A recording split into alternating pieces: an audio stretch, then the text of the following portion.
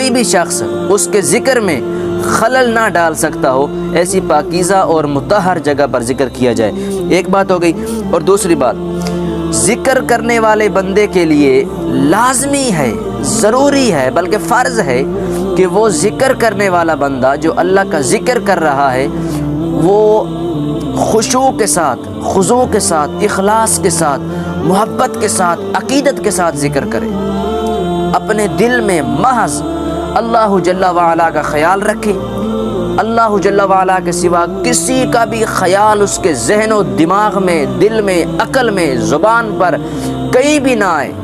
بس جب ذکر کر رہا ہو تو توجہ، عقل، ذہن، دل، ہر چیز، زبان، منہ، ہر چیز اللہ کی طرف ہو، اللہ کے ساتھ خشوع اور خضوع کے ساتھ، محبت کے ساتھ، عقیدت کے ساتھ اللہ کا ذکر کرے، یوں ذکر کرے کہ وہ اللہ سے باتیں کر رہا ہے اور اللہ